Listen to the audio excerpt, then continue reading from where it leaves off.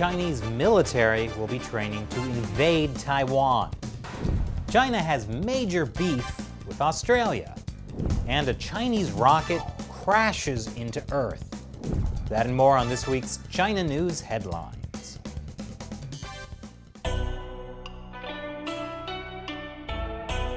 This is China Uncensored. I'm Chris Chappell. You know, 2020 just keeps getting better. The PLA, the People's Liberation Army, is planning to hold large-scale landing drills near the Chinese island of Hainan in August. Those drills are a training simulation for an invasion of the Dongsha Islands, which are Taiwanese territory. My favorite Chinese state-run media, the Global Times, has a friendly reminder for Taiwan. They say the Chinese army can turn any exercise into action if Taiwan secessionists insist on secession. You know, those Taiwanese secessionists making the crazy claim that Taiwan does not need secession from China because it's already an independent country. But just because those training exercises aren't until August, doesn't mean you can't use them to threaten Taiwan now. Landing exercises aimed at taking over islands have become PLA's regular training subjects. Dongsha, Penghu, and Taiwan are all islands. Nice islands you've got there. It'd be a shame if anyone landed on them using military force. The PLA is also currently conducting military exercises on China's northern coast, which may or may not be a warning to Taiwanese secessionists. Now, you might think, hey, instead of training for an invasion of Taiwan, shouldn't the Chinese Communist Party be more focused on fighting the coronavirus? Or maybe even that Black Death outbreak in Inner Mongolia? But no, the CCP is using the coronavirus pandemic to increase military pressure on Taiwan, according to a new congressional report. That includes holding military exercises near Taiwan last month. In fact, while the rest of the world is trying to help their own citizens not die, the Chinese regime is ramping up the pressure on all its neighbors in the South China Sea. U.S. warships even had to come to Malaysia's aid this week after Chinese pressure. So yeah, 2020 is great. The Chinese Communist Party is also waging a global war against anyone who criticizes the regime. Activists in Canada are being bullied. A student in Australia is facing expulsion for it. Incidentally, the vice-chancellor of that Australian university got a $200,000 bonus for improving the school's relationship with China. And a Polish illustrator is facing death threats for her work on the coronavirus, the Tiananmen Square massacre, and the Hong Kong protests. And the British website she works for wants to fire her for it, unless she deletes this image from her personal website, which she refused to do. Incidents like these make it clear the world isn't suffering from the coronavirus, it's suffering from the CCP virus. Speaking of, look what activists from the anti-totalitarian Chinese Alliance projected onto the Chinese consulate in Los Angeles. Now, I don't know whether whoever did that is a fan of China Uncensored, but I'm definitely a fan of them. I'm also a fan of the U.S. Ambassador at Large for International Religious Freedom, Sam Brownback, because he just sent out a tweet that's guaranteed to enrage the Chinese Communist Party. He tweeted, "We strive to uphold the universal tenets of truthfulness, compassion, and forbearance, ideals that are fundamental to the expression of the Falun Gong faith, and we reiterate that no one should be persecuted for their beliefs, including Falun Gong in China." Oh man, I wish I could see former Chinese leader Jiang Zemin's face right now. Yeah, he's definitely upset.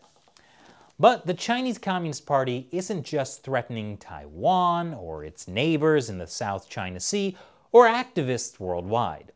China also has beef with Australia. Or rather, it doesn't have beef, because China has cut beef imports from Australia. You see what I did there? Yeah. This is big brain time. The reason China is cutting Australian beef imports is because Australian Prime Minister Scott Morrison is calling for a global investigation into the origin of the coronavirus, which the Chinese Communist Party does not want, for some reason. But this is a friendly reminder of Beijing's ability to inflict economic pain. But hey, you know who's facing a meat shortage right now? The US. So now, the US is just buying Australia's extra beef. Now that could be some real win-win mutual cooperation without Chinese characteristics. So you may remember that the NBA has had some difficulties in China. Last year, Houston Rockets general manager Daryl Morey tweeted his support for Hong Kong protesters. And suddenly, the NBA's $4 billion China market vanished. But now, the NBA has a new CEO in China, and he needs to make up with Beijing. This is the new boss, Michael Ma. He's a Chinese national. Will that be enough to appease the Chinese Communist Party? No, at least according to the Global Times. Because what the Chinese Communist Party really wants is to be able to get Americans who criticize the party fired inside America. State-run Global Times spells it out. If the NBA wants to win its way back to the Chinese mainland market, it should properly handle Houston Rockets general manager Daryl Morey. Now, if you think there's no way the NBA would do that, remember, the NBA has already censored Americans in America from criticizing the Communist Party. Last year, some NBA fans began showing up to games in free Hong Kong t-shirts, holding banners of support for Hong Kong and Uyghurs. In many cases, those were confiscated, and they were told they'd be kicked out of the game if they kept it up. Like I said, the CCP virus is everywhere. Now, many U.S. states, including California, Florida, Nevada, Pennsylvania, and Missouri, are suing China in federal courts over the coronavirus. John Bolton, Trump's former national security advisor, says it's a bad idea because U.S. civil courts are not a good way to handle international disputes. But he does say the Chinese Communist Party needs to be held responsible, and that governments should put together something analogous to the Black Book of Communism. I think we need a Black Book of Coronavirus. Meanwhile, George Soros is warning against working with China on the coronavirus. In an interview with a German newspaper, he said, "There are a lot of people who say we should be working very closely with China on tackling the crisis. But I am not in favor of doing that. We must protect our democratic, open society." Which shows the Chinese Communist Party has done more than just bring Democrats and Republicans together. It's also brought together George Soros and conspiracy theorists. The White House has said federal pension funds cannot invest in Chinese stocks. To which you might be thinking, wait, federal pension funds were investing in China? Well, no, not yet, but they were planning to. But for some reason, the Trump administration thinks that's a bad idea. The U.S. State Department suspects China of using a Twitter bot army to spread disinformation about the coronavirus. Now, if you've ever used Twitter, you would say, yeah, obviously. But this is based on a new report by the State Department's Global Engagement Center, which, among other things, exposes foreign disinformation efforts. The report says these inauthentic Twitter accounts, ranging in the thousands, are being used to positively paint China's response to COVID-19 and to criticize anti-PRC content. However, Twitter denies this. And so I have to ask myself, who do I trust more, the government or Twitter? You know, I think the only thing I can really trust is that the Chinese Communist Party will keep spreading disinformation. Especially after this next piece of news. The CCP talks a lot about cooperation, especially over the coronavirus. And now, they're forcing that cooperation by hacking coronavirus vaccine research. Chinese hackers are targeting American universities, pharmaceutical, and other healthcare firms in a bid to steal intellectual property related to coronavirus treatments and vaccines, and the intrusion may be jeopardizing progress on medical research. Which, to be fair, is just the communist way of sharing. We steal your hard work and redistribute it to ourselves.